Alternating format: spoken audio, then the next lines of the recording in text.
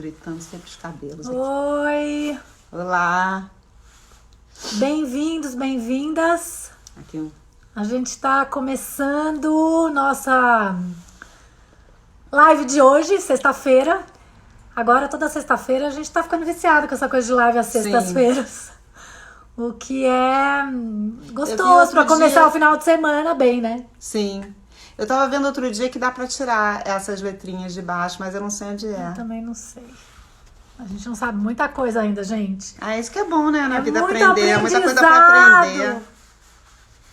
Aprender e depois se adaptar. É. Gente, mas esse casaco meu daqui tá totalmente de inverno, de neve, mas é porque eu tô com muito frio. Vamos ver a Oi, Paloma. Hoje a gente vai falar com a Paloma Dani. Franca Amorim. Boa Oiê, noite. boa noite. Dani. Ela... Vamos ver. Deletra. Só um minutinho, eu vou... Gira. Só até um minuto. Ih, pomba gira, gostei. Chocotô. Saulo Marino. Ana Ferraz.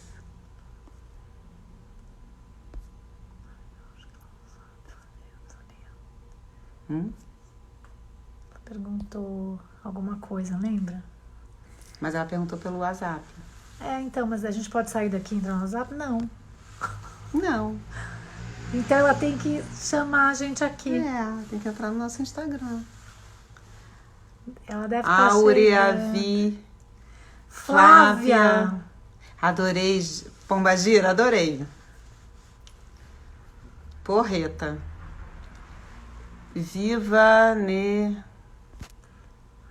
Vai aparecer assim, ó, quando ela entrar. Eu sei. Viva Ne. Viva Ela tá rindo de você, que adora pombagira. Eu adorei. A gente vira pombagira aqui, às de vez em quando rola. Depois de Torturado, né? Das encantadas de Torturado. Ó, coraçãozinhos. Gente, eu acho que talvez a gente tenha Marcelo que recomeçar. Eu acho que dá pra gente, assim, no seu celular é diferente do meu. Aqui no meu dava pra manter o Instagram e no Zap. Ó, eu mantenho o Instagram, aperto aqui, vou no Zap. Mas é porque aqui é um áudio, é algo ao vivo. Ao vivo, é uma live. É uma live, é que ela acha que a gente vai chamar, entendeu o que ela perguntou? Entendi, totalmente. Então, olha, quem tá ouvindo, a gente vai cair essa live daqui 2 minutos, a gente já vai de novo. Volta, gente, volta, por favor. Só um minuto, porque a Paloma tá fazendo uma pergunta e a gente vai solucionar, mas acho que não dá pra solucionar, né? Se baixar assim, tirar da tela. Gente, a gente consegue entrar no WhatsApp mesmo ao vivo? Alguém sabe? Pra não derrubar a live. Eu vou tentar, peraí.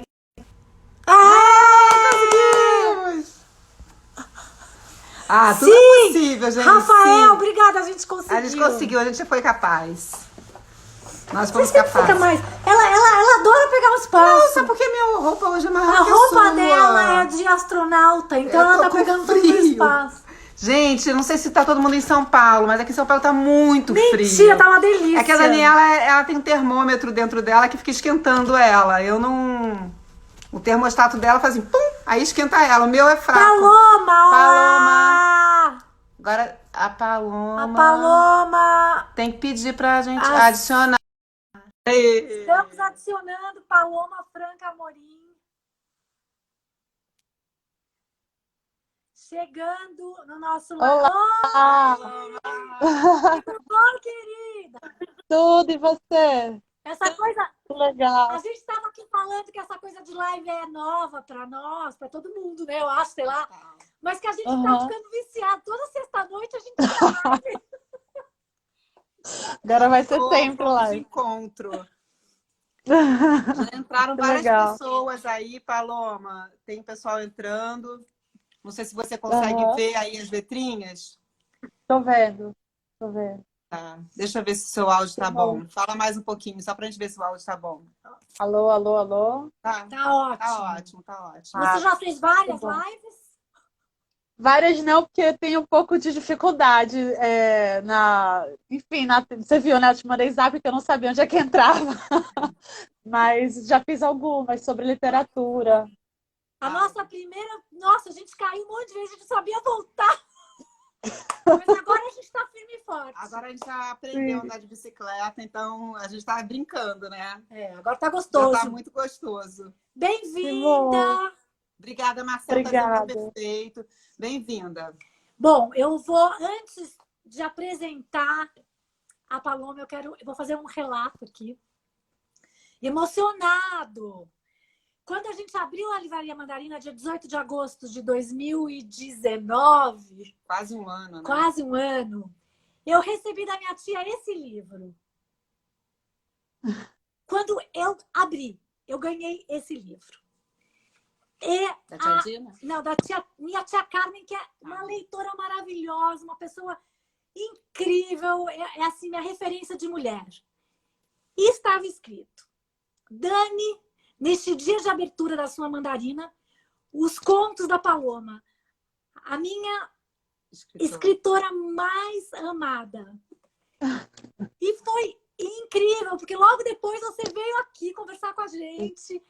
Então, é um relato, assim, foi muito... Esse livro me trouxe, me aqueceu muito. E foi no dia que a gente abriu a nossa livraria. Uhum. Eu tô sabendo dessa história agora, tá? Não sabia. Você foi surprise. Eu fiz uma surpresa. Uhum. Bom, eu sou a Daniela, né, Roberta? Todo mundo já sabe. E a gente está falando com a Paloma Franca Amorim. A Paloma é escritora. Eu vou falar mais sobre ela. Ih, acho que tá caindo, não? Eu acho que ela tá andando, tá ficando com a imagem quadriculada, tipo do Minecraft. Minecraft. Minha referência é Minecraft, porque eu tenho filhos pequenos, homens, que adoram Minecraft. Bom, eu vou falar da Paloma. Paloma, tá tudo bem aí? Agora... voz ficou sem voz. Ficou sem voz agora. Eu acho que estremeceu, tá sem voz. Alô, alô? Agora tá bom. Tá ótimo agora. Voltou. Não se mexa. Agora melhorou, né? Tá. Melhorou. Uhum. Então, a Paloma Franca Amorim nasceu em Belém do Pará, veio morar em São Paulo aos 18 anos, é escritora, professora de teatro, formada pela USP, ilustradora, integrante de alguns núcleos artísticos, como a Roda de Samba de Mulheres Sambadas, canta e toca clarinete, o grupo de teatro e cultura feminista coletiva Vulva da Vovó e o coletivo de mulheres amazônicas Vacas Profanas. Bem-vinda! Obrigada, Dani. Muito bom. Vamos falar o nome do livro então, dela? Mostra o livro. Esse livro... Opa, desculpa. O livro Eu Preferia Ter Perdido um Olho são crônicas. Acho que como o nosso tema aqui é crônicas, a gente podia começar falando sobre a relação da crônica, como que você começou a se interessar por crônica, da onde vem isso? Eu li em algum lugar que você adorava escutar as histórias da família. Uhum. Sim, que legal.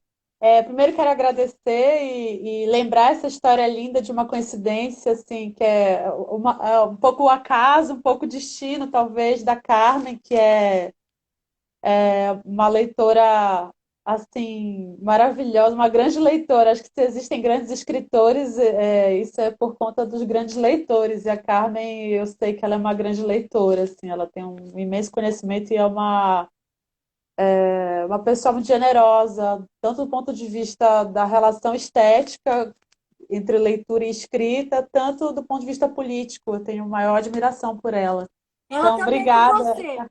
Ai, que bom, nós somos amigas. Eu gosto muito de ter amizades assim de diferentes temporalidades. Isso tem a ver com a crônica um pouco, assim, essa ideia da vida em muitos tempos, né? Bem, eu sou de um lugar chamado Belém, né, que fica no estado do Pará, no norte do Brasil, Amazônia. Então, acho que todas essas localizações já determinam É um pouco uma paisagem bem diversa, assim, do que a gente costuma ver na literatura, digamos assim, hegemônica no Brasil, né? Que está mais associada ao Sudeste e expressões específicas, inclusive, de São Paulo e Rio de Janeiro. Lá em Belém, eu comecei a publicar crônicas num jornal de ampla circulação no Norte chamado O Liberal, que vem da Folha do Norte, que era uma espécie de folha, né, como se fosse o par ali da Folha de São Paulo, só que do Norte. E aí no Liberal eu começo a publicar com 18 anos e fico 10 anos nesse espaço. E 10 anos, portanto, de uma produção ininterrupta, às quartas-feiras, numa coluna chamada Bom Dia, né? E é engraçado isso que eu começo de um jeito muito melancólico a minha produção literária, com crônicas, e aí o Bom Dia, às vezes, era um pouco... Era um bom dia, mas era um bom dia meio acinzentado. E isso foi uma formação, né? A minha formação ela se dá fundamentalmente a partir da prática mesmo, da escrita no periódico, né? Então, a crônica ali, eu percebi, cada vez mais me encanta um pouco essa ideia, ela tem uma relação profunda com a ideia da efemeridade do material em que ela é propagada, né? Pelo menos nesse período em que o impresso ainda não estava em crise, né? Hoje o jornal impresso já está mais em crise, então mas lá em Belém a crônica vira o embrulho do peixe, né? Porque nós somos uma cidade de porto, nós temos o Ver-o-Peso lá, não sei se vocês conhecem. Sim, Então, conhecemos, maravilhoso. então a crônica ela vira a casa do peixe, ela vira um pouco o rio também, né? Porque o peixe vai ser vendido na feira e eles embrulham o peixe com o papel do jornal. Então, acho que vem daí um pouco essa. Primeiro, o apuro técnico, eu aprender a lidar com a síntese do jornal, aquele número de toques, né, enfim, e os temas ali, às vezes que os leitores me propunham. E também um pensamento um pouco sobre a filosofia da linguagem da crônica mesmo, né? Essa ideia da efemeridade e da localização entre a informação, que é uma informação jornalística, e a criação de uma experiência literária, né?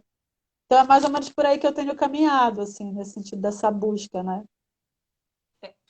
E nesse sentido, o livro mostra muito. São crônicas, mas viram contos.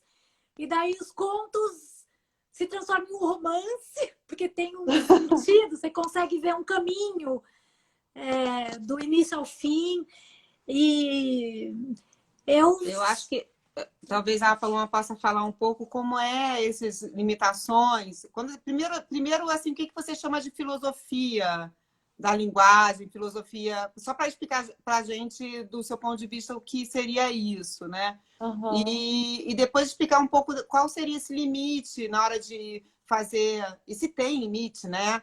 Um livro, se é crônica, conto, romance, quais seriam as Uhum. limitações? Sim. Aí já é uma reflexão de autora, meio maluca, assim, mas que tem a ver, enfim, claro, com uma referência muito forte que a gente tem com os filósofos da Amazônia. Então, eu parto bastante de uma experiência com Benedito Nunes, que é um grande filósofo da Amazônia, que é, inclusive, muito estudado na USP, mas ele não é tão famoso também por problemas ali, né, de exclusão regional. E aí me ocorre, nessa perspectiva da filosofia, ou seja, de como opera a linguagem da crônica, um desejo um pouco de máquina do tempo, que é eu poder criar uma experiência ali para o leitor que seja capaz de tirar os dois pés do leitor do chão e trazê-lo para uma espécie de... que é a ideia da suspensão da realidade, né, do Coleridge, que é né, um pesquisador, enfim, do século XIX, que é suspender um pouco a realidade do leitor e trazer para ele para uma, digamos assim, uma temporalidade que seja entre passado, presente e futuro. Então, é uma máquina do tempo um pouco dessa ordem, né? Capaz de capturar essa atenção nos 3 minutos, 5 minutos que se dá a leitura, né, de uma crônica, para uma espécie de contracorrente do presente, nosso presente produtivo e do capital, e o presente que tem que ser sempre na via linear, né? Então, o que eu entendo da filosofia da linguagem é um pouco uma investigação nesses ditames, né, da experiência mesmo, assim, como é que eu posso sequestrar um pouco as horas, os minutos do leitor para ele, de mãos dadas comigo, vir para um passado ou se projetar num futuro que eu desejo como narradora ali. Seria mais ou menos nesse lugar. Será que ficou claro? Que uma Ficou. máquina do tempo, eu posso trazer mortos, posso conversar com os mortos, eu posso conversar com o futuro, eu posso falar com a infância, isso me atrai bastante, assim, nesse debate sobre tempo e espaço na literatura. Então, mas aí vem essa outra pergunta sobre a questão da limitação do conto, da crônica e do romance. Porque quando você fala isso, eu me lembro muito aquele artigo do Antônio Cândido, Réis do Chão, não sei se você já leu, né? Sim. Enfim, talvez quando você fala que é uma coisa atemporal, seria assim a crônica perfeita, né? Que, quer dizer, a pessoa pode... Porque você mesmo falou, tem a efemeridade da crônica, né? Muitas vezes pode estar falando de uma coisa pontual, mas como você trabalha a questão do tempo, que não é esse tempo real, presente, necessariamente, ela, daqui a 20 anos, você pode ler essa crônica e ela vai estar atual. Sim, E aí, como é que faz essa separação entre a crônica, o conto e o romance? Acho que dentro disso que ela está falando, os aspectos estéticos que definiram, né, o gênero crônica também. O Milton Ratum tem uma aula muito, muito bonita que está online, que é sobre o espaço como articulador de discurso na literatura contemporânea, né? Então, depois do século XIX, a ideia do espaço vem como também um narrador, assim, né? A gente pensa no Grande Sertão Veredas, a primeira frase do livro é nonada, né? Que é a aglutinação da palavra, um neologismo, e é o nada, né? No meio do vazio, e ao mesmo tempo também é uma expressão ali da região que fala, não tem nada não, né? Como se fosse isso. E nessa palestra dele, ele comenta, ele faz associações também com outras referências que eu já tinha lido a respeito da industrialização e da urbanização da sociedade ocidental, né? E que isso, em certa medida, vai trazer uma espécie de fome do romance. O romance vai aparecer nesse momento em que as formas industriais começam a aparecer e, portanto, as relações também mercantis começam a enfim, a se projetar numa ideia de evolução, digamos assim. Me parece que a crônica, em certa medida, ela está na ideia dessa urbanização, dessa industrialização. Então, ela está no jornal, no primeiro momento histórico, né? Ela tem uma relação com o folhetim, mas ela ainda, em alguma medida, acena para uma espécie de estética medieval da oralidade. Então, me parece que ela surge nesse procedimento que é pré-romancesca, digamos assim, quando o romance começa a surgir como uma forma literária ali emergencial, inclusive, no sentido da classe burguesa ali que começa a aparecer, essa briga com a aristocracia. E a crônica está lá no jornal, que já é um meio industrial, que já é um meio que tem uma reprodutibilidade super ampla, né? Só que ela ainda fala de questões que são questões de ordem da pequena vila, digamos assim, do detalhe, né? Que aí seria o que determina, por exemplo, o contexto rural ou o contexto medieval, né? A comunidade, a pequena vila, o menor. Então, ela está num espaço de grande propagação global, só que o tema dela ainda é... O comizinho. Isso, exatamente. Eu vejo um pouco ela nesse entre histórico, né? Mas você tem isso de você de ser autobiográfico, de você trazer o que o que é seu, né? Mas quando a gente lê você, tem um falar sobre o mundo. E que isso é incrível, porque desse pequenez você abre um mundo imenso. E eu, lendo você também, eu me peguei, a gente estava até comentando aqui com um dos contos no final, que me lembrou a gente que trabalhou outro dia o livro A Fúria, da Silvina Ocampo. Sim. Tem Você algo, leu? Você leu? A Fúria eu não li, mas eu conheço a Silvina Ocampo, gosto muito dos E tem autores um latino-americanos. espanto, né? No final de muitos das suas crônicas, contos, tem um espanto, e é universal, mas é da onde você está. Isso é um prazer, eu adoro ser sequestrada. Eu acho que é um sequestro incrível ler você. Fala uma... Sim, que bom. Mas assim, a gente Ah, está falando aqui muito crônica, conto. Você caracteriza esse livro como crônica ou conto? é, olha, eu acho Ou que eu sem já não sei definições? mais, né? Eu não sei mais, porque ele tem esses 10 anos de produção do jornal, do Liberal, então são produções que voltadas ao gênero crônica, né? Mas como tem um encadeamento, inclusive do tempo que foi escrito, e um resgate de algumas personagens no início e depois aparece de novo, porque foram circunstâncias na minha vida que se repetiram, acabou conformando uma espécie de, digamos assim, romance episódico, eu diria, né, de fragmentos que conseguem constituir um discurso em si, mas que encadeados geram uma espécie de narrativa mais ampla, né? E aí acabou ficando meio híbrido, que é meio característica dos autores da minha geração agora. Eu tenho 33 anos, eu vejo outros autores também que estão nessa, de Sim. novo, né, experimentando as lacunas, assim, né, dos gêneros literários, assim. É, Inclusive você não coloca data, né? Isso é legal também, porque a É, crônica você, né, não tem as datas do... é porque muitos livros, muitos cronistas de jornal, quando fazem uma antologia das crônicas, eles colocam, né, a data, né? O sim, Sim, sim. por isso próprio que...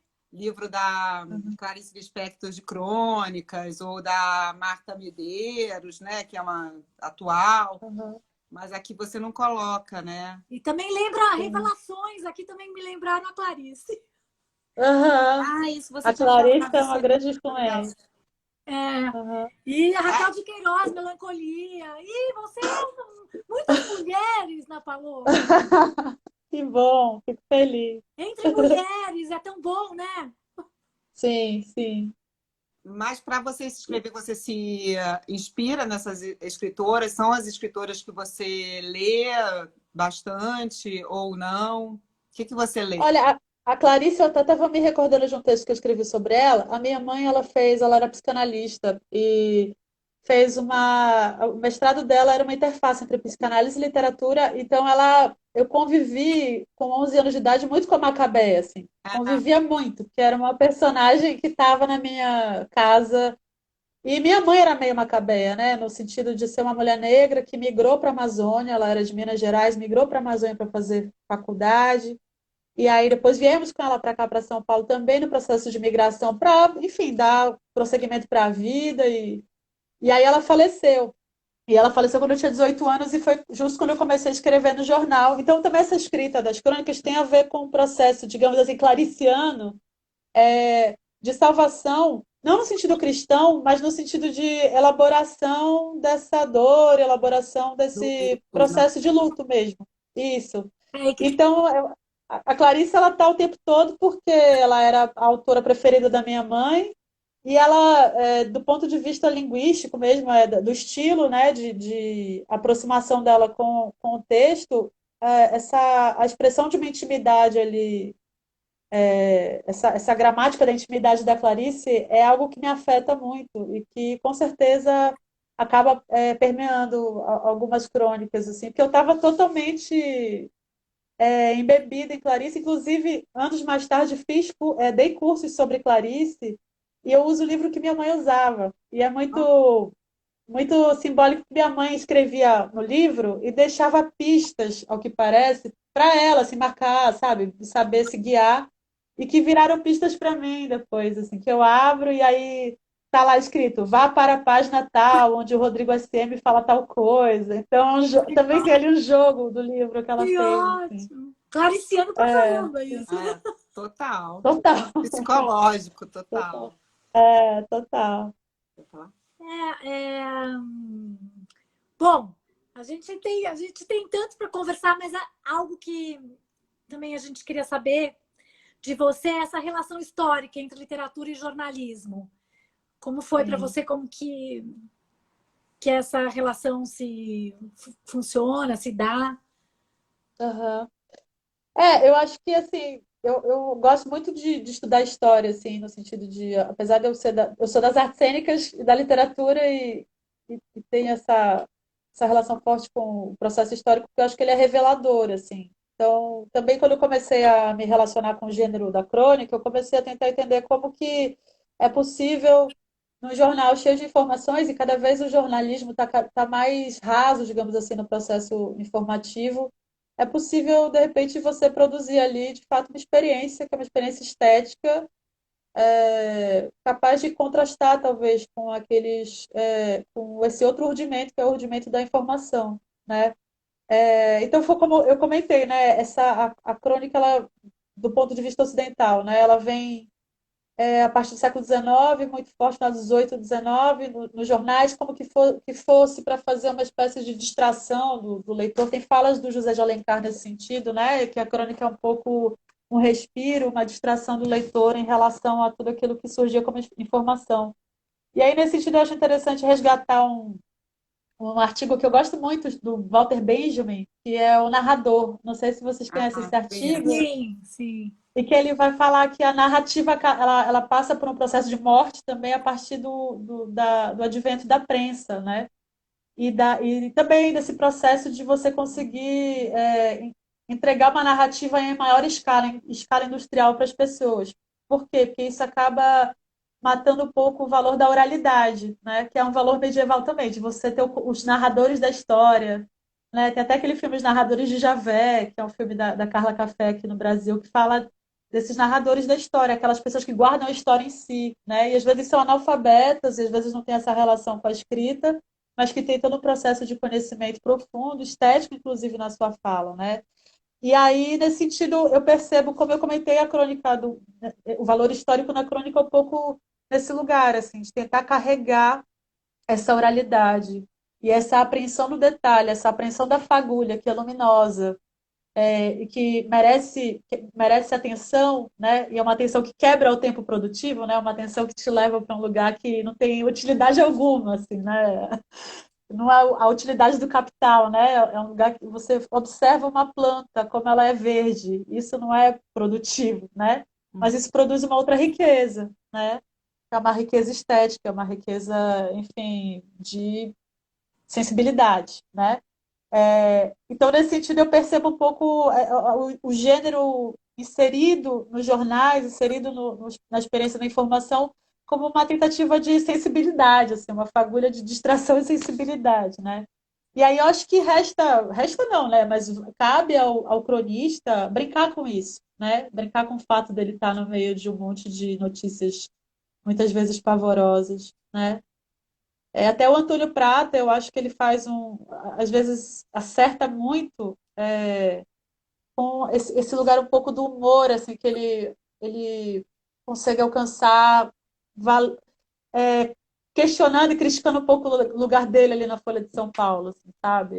Eu acho que é uma. Uma autocrítica ali mesmo, né?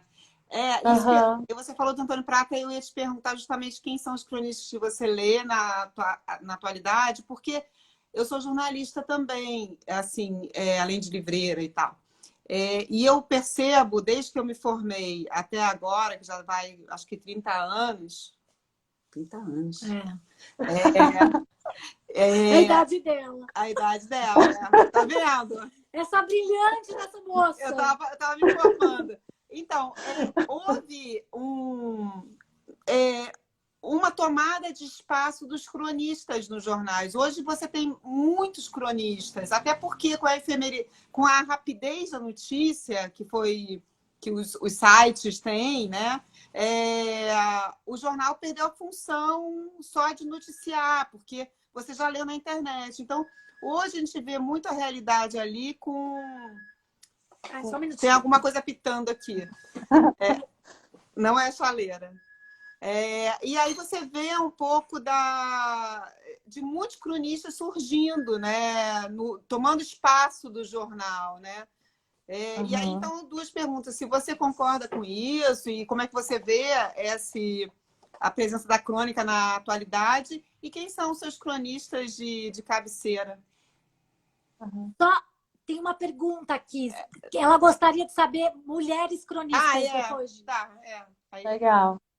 Sim, eu acho positivo, eu só acho que a gente está vivendo esse momento, né, da fake news, assim, no momento da pós-verdade. Eu acho que a gente tem que ter muito cuidado com o que é literatura e o que é notícia escrita de uma maneira literária ou fantasiosa para gerar uma compreensão dúbia e ambivalente, né? Então, eu acho ótimo que a literatura cada vez mais esteja nos espaços populares, digamos assim, né? Pensando o jornal como algo que circula, mas ao mesmo tempo eu acho sempre bom. Tem momentos que é bom demarcar as fronteiras e tem momentos que é bom não demarcar. Nesse momento histórico, eu acho que é bom demarcar a fronteira, né? A Sim. diferença do que é crônica, do que é e do que é Artigo. informação, artigo jornalístico. E nesse momento histórico, porque eu, em geral, gosto muito de uma baderna, assim, mas nesse momento eu tenho ficado bem preocupada com a falta digamos assim, discriminações no sentido de diferenciações, né? Aí os autores que eu gosto, o cronista acho que eu mais amo no mundo é o Paulo Mendes Campos, né? Que é mineiro lá, dessa leva de autores mineiros que vão para o Rio de Janeiro, com Hélio Pellegrino, Fernando Sabino. E eu gosto muito do Paulo Mendes Campos porque eu acho que ele escreve numa via metafísica que me interessa bastante. Inclusive, no meu texto tem bastante, acho que essa. Tá aqui na materialidade, ele vai desenvolvendo materialidade, de repente ele já está num lugar maluco e você foi com ele e nem viu. É. E eu acho isso incrível, né? Eu acho que O Paulo ele Mendes, consegue acessar. o Paulo Mendes Campos não é da sua geração, mas ele era um dos cronistas do Pra Gostar de Ler. Não sei se você conhece, já ouviu falar nessa coleção. Sim, eu já ouvi falar, mas me explica melhor. Então, Quando ela quando era criança, quando a Daniela era criança, no colégio adotava, os colégios adotavam uma coleção, principalmente lá no Rio de do Janeiro. Rio, Não isso que eu sei, ia falar, ela é do Rio, porque São Paulo não tinha isso, Ah, eu não. não sei se não é uma coisa do tinha. Rio de Janeiro, mas tinha uma coleção Uhum. chamada Pra Gostar de Ler, que Para nada gostar de mais do ler. que Paulo Mendes Campos, Rubem Braga, Carlos Drummond, Ótimo. Fernando Sabino, Aham, escreviam nessa coleção. Então tinha volume um, aham. volume 2, volume 3, e eram só sobre crônicas, eram só crônicas desses Que legal. autores maravilhosos, né? Então, Uhum. fui na minha vida estudantil, li muito desses cronistas na escola para poder fazer interpretação de texto, etc. Não E à o, toa virou jornalista. é, e o Paulo Mendes Campos tem uma crônica, ele está falando dos limites entre crônica e conto. Não sei se você já leu aquele O Amor Acaba, do Paulo Mendes. Ah, sim. Belíssimo. Maravilhoso, Nossa. mas assim, é conto ou crônica, né? É. Ah, Isso que é interessante também, eu acho que ele traz esse dispositivo metafísico, aí a gente começa a borrar também as fronteiras entre o que é sim, o conto e o que é a crônica. Acho que isso é interessante também, né? É o que é, você faz também, é o que ela, justamente isso de borrar e de ultrapassar, né? Você vai além. Quando você está lendo, você acha que é uma Aham, crônica, mas aí você. Nossa! se aham. não me engano, é o Antônio Cândido que fala da crônica eterna, que o Rubem Braga fazia muito bem, né? Porque se você lê as crônicas do Rubem Braga também, elas não são datadas, né? Assim, ele escreveu na Sim, década de sim. 60, de 70 e não antes até, né, de 40, de 50, e não é datada, é como se estivesse lendo ter sido escrito agora, né? Porque fala um pouco dessa coisa da alma humana, né? Eu acho que é da ciência humana e social, né? Tem isso, porque é universal, É. né? Sim, sim. Aham, sim. E as cronistas mulheres? Estão perguntando aqui. Então, eu penso.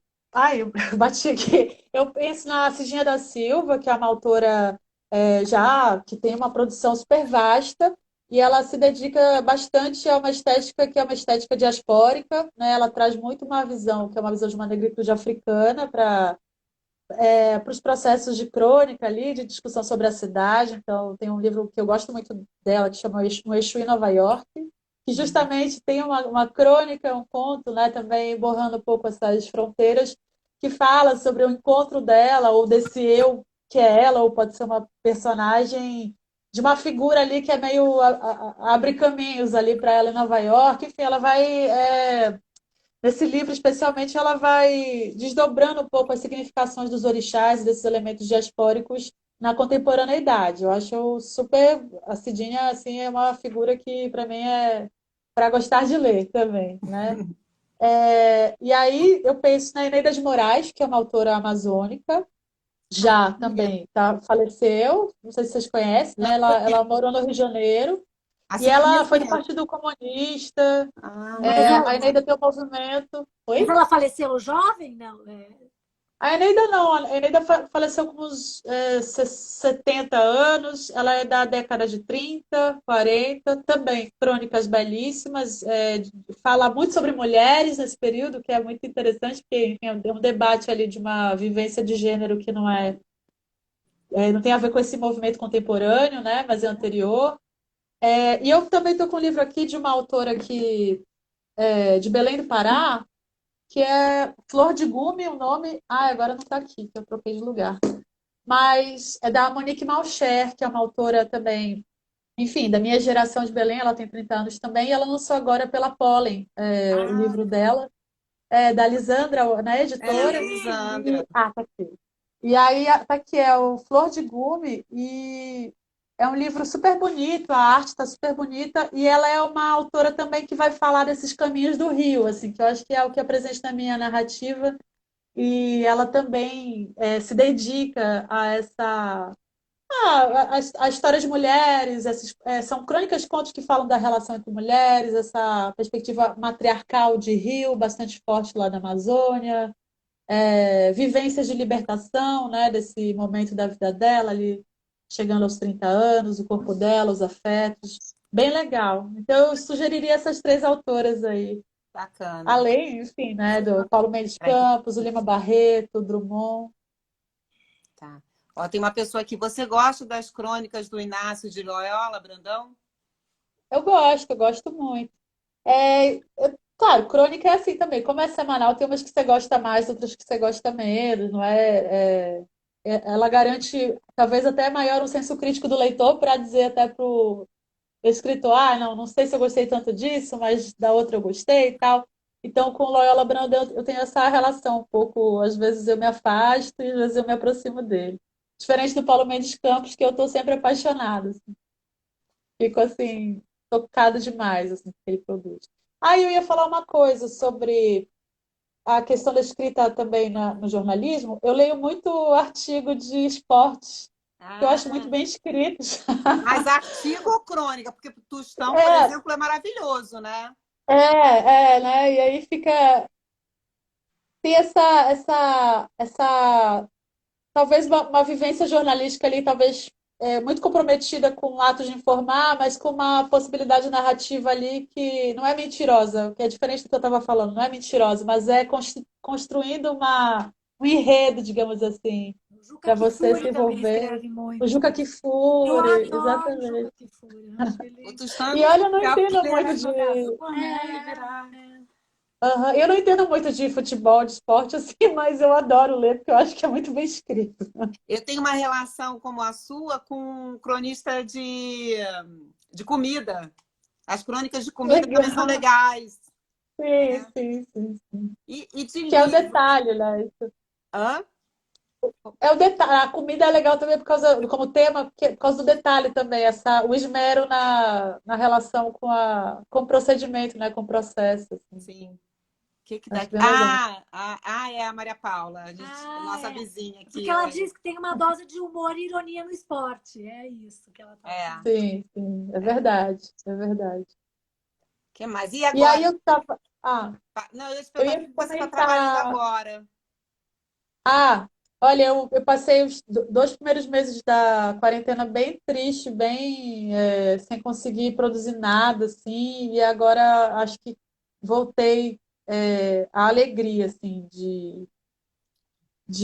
enfim, da escrita e de desenhar também, que eu tenho um trabalho com ilustração e tal, aí eu consegui, estou produzindo de novo, estou escrevendo dois romances que já estão, enfim, encaminhados com a Alameda, que é a minha editora, a Joana e o Haroldo, não sei se vocês conhecem, são Sim. pessoas super queridas, meus amigos.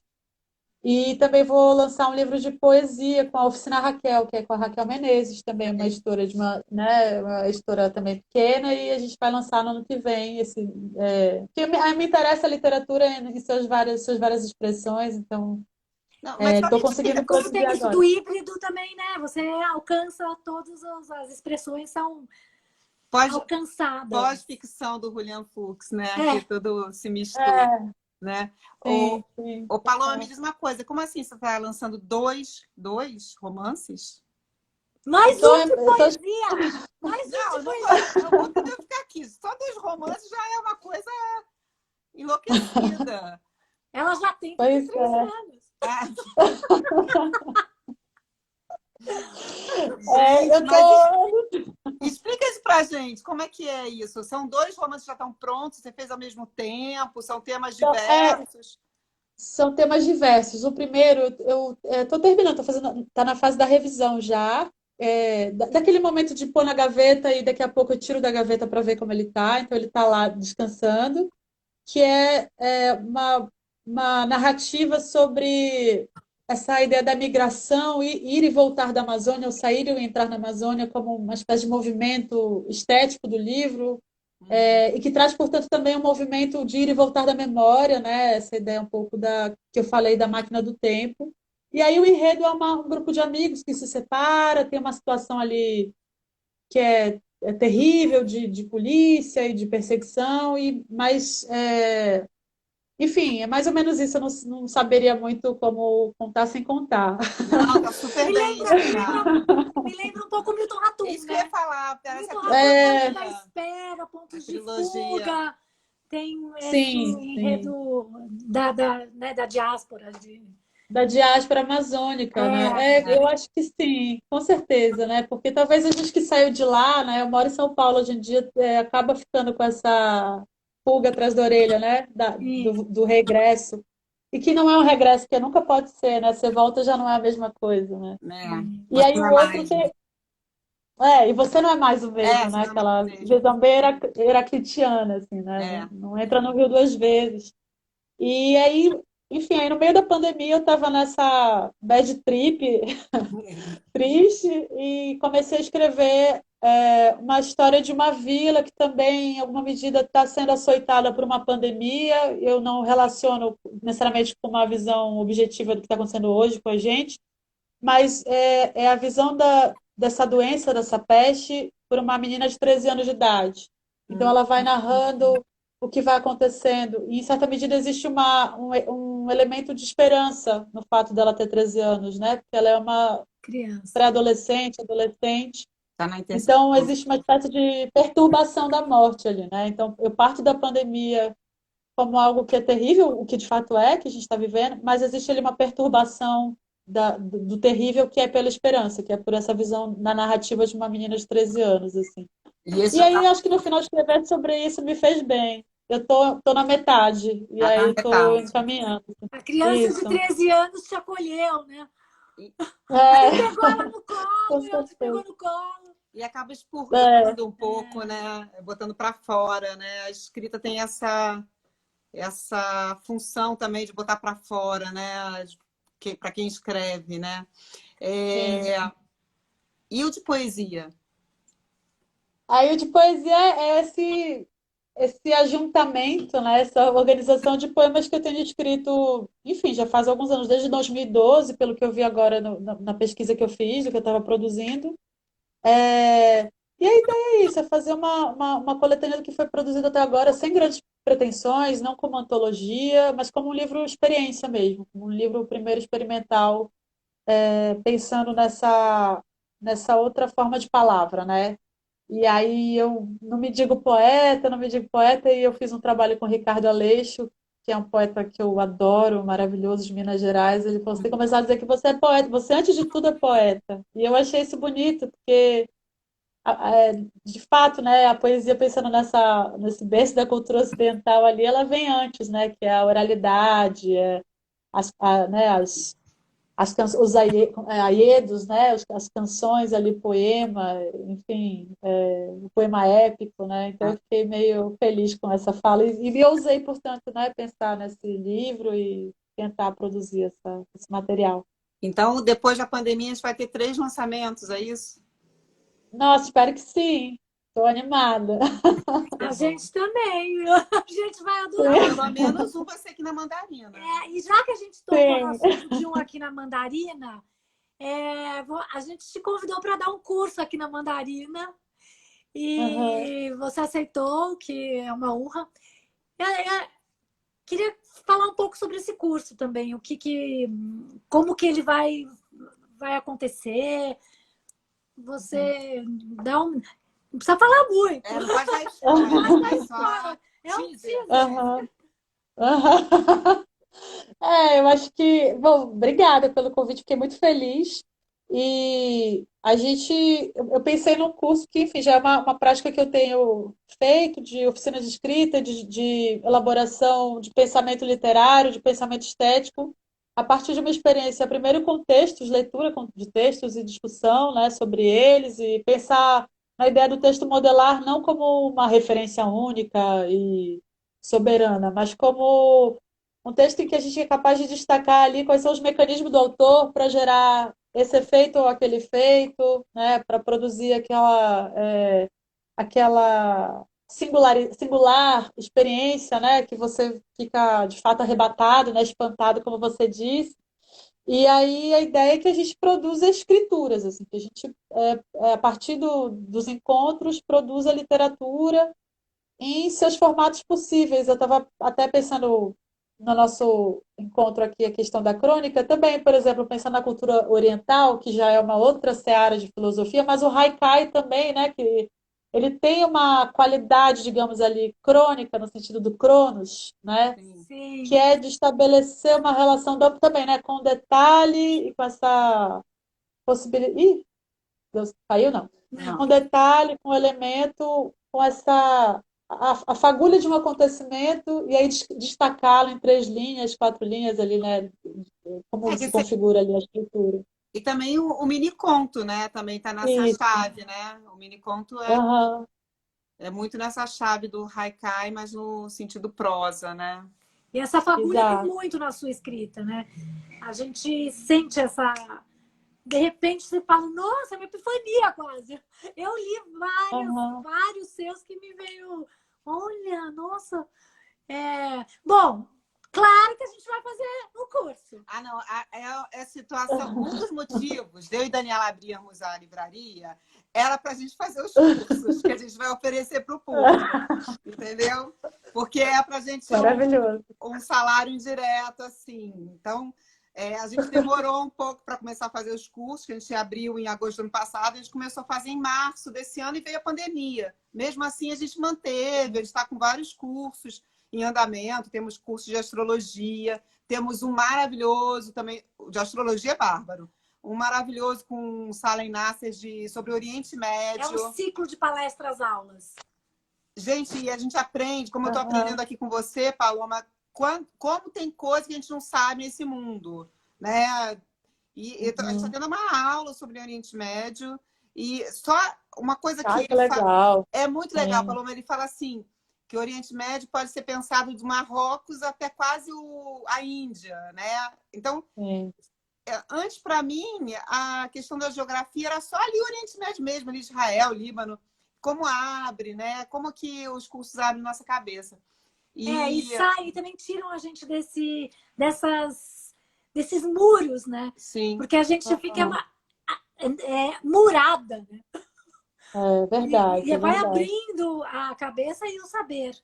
A gente teve também Sim. filosofia, curso sobre o amor, a gente está tendo Aham. vários, Platão, e eu acho que há Sade. uma carência nesse momento de pandemia das pessoas trocarem conhecimento mesmo, aprender, né?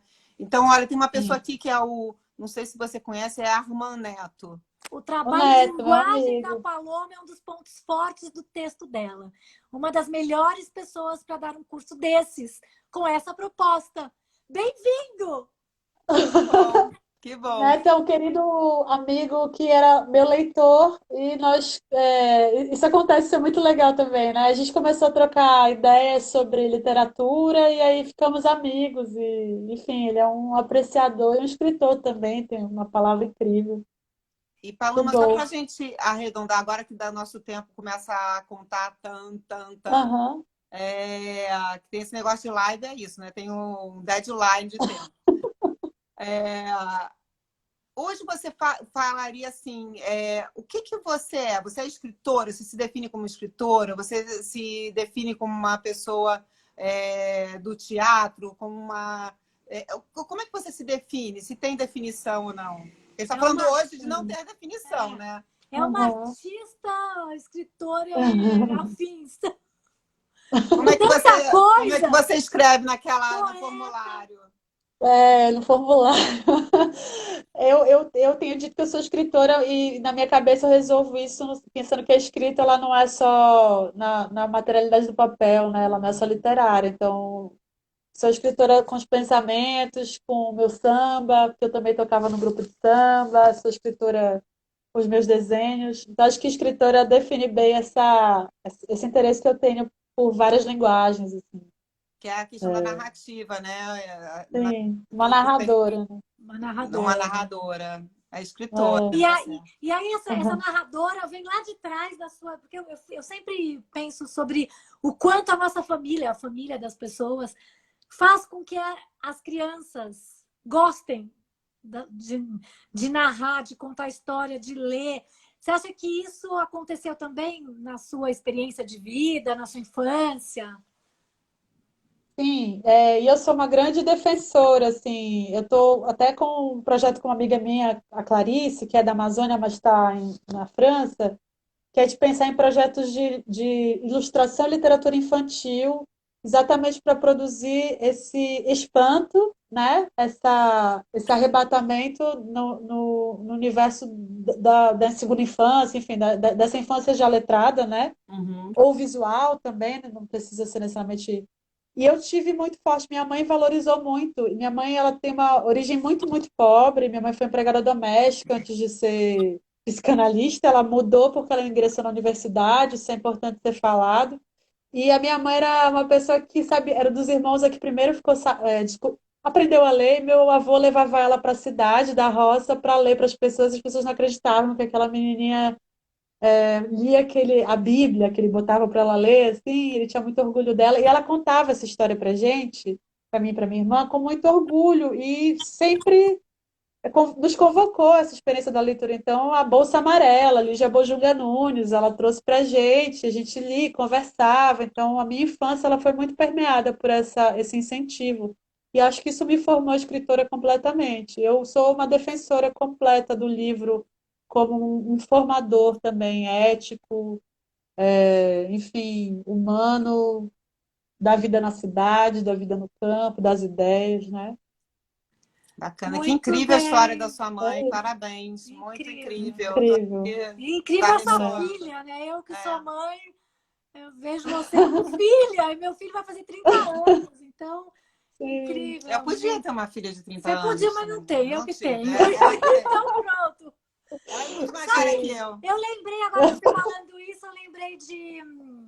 Acho que é nesse livro que ele fala que quando te conheceu o seu trabalho, você estava escrevendo roteiro para peça de teatro na infância, Sim. e você era super menina, e ele falou, não é possível que uma menina com essa idade consiga escrever roteiros assim. Isso aconteceu, você já, desde criança, você também se envolvia com teatro na escola? Sim, porque quando eu aprendi a ler, eu fiquei louca, assim, a linguagem para mim ela me realmente fez eu descobrir outro mundo, assim. Então eu lia tudo. Eu pensava, como é possível eu ler e não desaprender a ler? Agora que eu sei ler, não tem mais como desaprender. É uma técnica que você não desaprende, né? E aí eu comecei a gibi, eu gostava de desenhar e ler os livros. A Lígia Bojunga para mim é uma grande referência, assim. E eu comecei a querer ser como ela, então eu queria ser escritora desde muito cedo, assim. Eu falei, eu vou fazer livro também. Eu tinha muita certeza disso. E aí eu fazia teatro na escola de teatro lá da universidade e tinha espaço para a gente produzir a dramaturgia e tal. E minha irmã falou, Paloma escreve, deixa ela escrever a peça. Aí nós fizemos um alto de Natal e eu me baseei na estrutura do alto lá. E aí, só que o nosso alto, o Papai Noel morria na primeira cena, então já tinha alguma coisa ali bastante corrosiva, maluca. E ele falou, como que é tão jovem, já é tão corrosivo, né? Isso é. Eu posso ler um pequeno, vou dar uma pílula do que como a Paloma escreve. É pequeno, mas para mim arrebata mesmo. Esses reencontros fortuitamente oportunos, mesmo que não mais pelo entre lençóis, dão-me um cio na memória. Lindo. Que bom. A gente lê e fica assim. Assim, poxa, parabéns. Esse livro é uma obra-prima. O jeito que você Obrigada. escreve Puxa, é arrebatador. que alegria ouvir isso. Obrigada e a gente tá louco Muito pra fazer obrigada. concurso. Vamos fazer o sim, curso, vamos vamos nessa. fazer. A gente tem que falar, Paloma, Legal. obrigada. Gente, obrigada. Alguém perguntou se era Nina Horta? Sim, amo Nina Horta. Alguém perguntou se a cronista de comida era Nina Horta. Sim, eu gosto muito dela. E obrigada, Paloma, obrigada a todos por estarem aqui de novo com a gente. Semana que vem temos... Semana que vem, sexta-feira, temos Christian Dunker. Que legal. E bem-vinda, Mandarina. Vamos nessa. Obrigada, Todo mundo, gente. mas você. Beijo. Beijo. Boa noite. Olha, eu tô muito feliz que você saiu dessa coisa de baixo astral. Por favor. Sim, eu Vamos também. ficar juntos, porque senão ainda Dani, se cada vez que a gente tiver um baixo astral e escrever um livro que nem ela, a gente vai ter... Quem sabe baixo astral ajudar a gente. Não, brincadeira. Vamos Brincadeira. alto astral, porque tem muita vida Alto pela frente, astral. muita escrita e você é jovem demais. Muito jovem. Beijão. Tá bom, Obrigada. gente. Tchau. Obrigada, Mãe. gente. Olha a minha Valeu. mãe aqui. Mãe, tchau, mãe. Tchau, mãe. Beijo. Beijo.